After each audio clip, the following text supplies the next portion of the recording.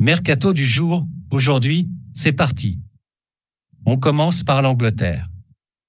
Nouvelle banderille de Chelsea en vue pour Fofana. C'est décidément le dossier chaud de cette fin de mercato. Après 2 offres, déjà mirobolantes, ces derniers jours, les Blues vont faire une nouvelle proposition à Leicester pour Wesley Fofana. Fabrizio Romano annonce que les Londoniens vont dégainer dans la semaine. The Independent ajoute qu'il ne manquerait qu'une douzaine de millions d'euros pour faire plier les champions d'Angleterre 2016. Brendan Rodgers et les Foxys ont pourtant plusieurs fois annoncé ne pas vouloir céder l'ancien Stéphanois, peu importe le prix. Notre avis, Leicester peut faire de la résistance, mais une nouvelle offre XXL proche des attentes de ses dirigeants pourrait bien finir par payer. À peine activée, la piste Morata déjà oubliée pour Manchester United. La piste Marco Arnautovic abandonnée, les Red Devils seraient désormais intéressés par Alvaro Morata, 30 ans.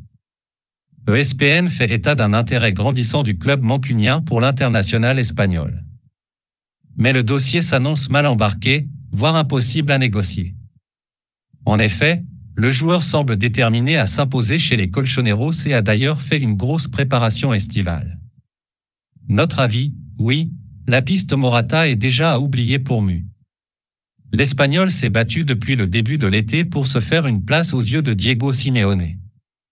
Et le message a été reçu par ce dernier, qui semble satisfait du retour du Madrilène. Accord FC Barcelone-Manchester City pour Bernardo Silva? Enfin la fin du feuilleton Bernardo? On s'y dirige lentement, mais sûrement.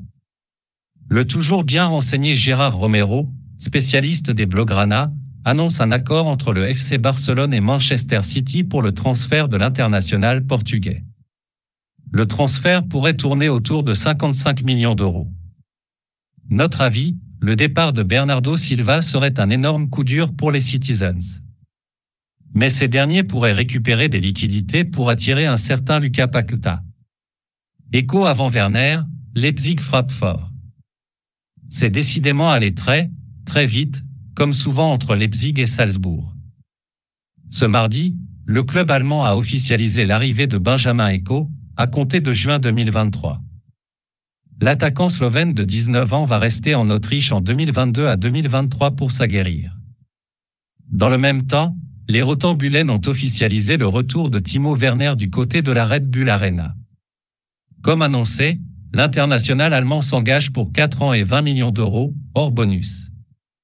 Notre avis, un duo de gala et plein de promesses pour Leipzig. Entre un Werner en quête de relance et un Eko bourré de talent, chippé pour une bouchée de pain, les Rotenbulen sont armés sur le front de l'attaque pour les prochaines années. Tottenham refoulé pour Zaniolo. Le dossier Zaniolo se corse pour les Spurs, comme attendu. Dans son édition du jour, le Times confirme ce qui était hélas prévisible avec une offre londonienne rejetée par la Roma. Le quotidien parle d'un prêt avec obligation d'achat fixé à 23,5 millions d'euros pour l'international italien de 23 ans. Il y a quelques semaines, la Juventus avait fait une offre similaire, mais plus élevée. Notre avis, il va falloir cravacher pour arracher Zaniolo à la louve. Le jeune Giallorosso devrait, sauf surprise, continuer l'aventure dans la ville éternelle. Retour en GRS de la piste SMS à Manchester United. Tiens, revoilà la rumeur Sergei Milinkovic-Savic chez les Red Devils. Pisté par Mu il y a quelques années, le milieu international serbe pourrait revoir les Anglais revenir à la charge comme l'explique le très sérieux The Telegraph.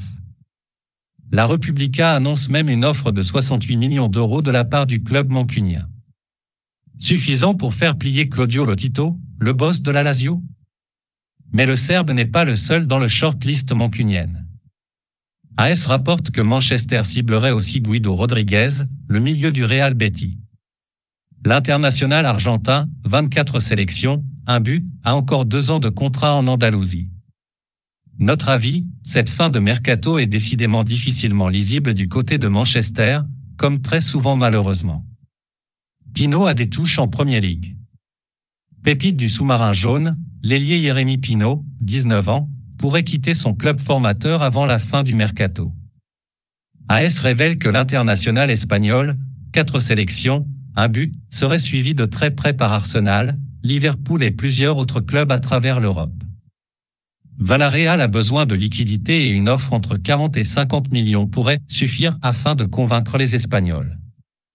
Notre avis, Liverpool et Arsenal ont déjà du matériel devant. L'arrivée de Pinot pourrait toutefois permettre d'appréhender l'avenir très sereinement. Première offre de West Ham pour Kehrer. Les Hammers dégainent pour leur défense. Et comme déjà pressenti lundi par le London Evening Standard, Thilo Kehrer, 26 ans, est bien la priorité de West Ham d'ici la fin du mercato. Sky Sport confirme la tendance et annonce une première offre des Londoniens pour l'international allemand. Notre avis, comme Séville il y a quelques semaines, West Ham est une très belle option pour l'international allemand. À Londres, l'ancien joueur de Schalke devrait bénéficier de beaucoup plus de temps de jeu. Monaco continue de travailler la piste Soumaré. La piste est active depuis plusieurs semaines. Intéressé par Boubakary Soumaré, le club de la Principauté ne lâche pas l'ancien Lillois, sous contrat jusqu'en 2026 avec Leicester, comme le confirme l'équipe ce mardi.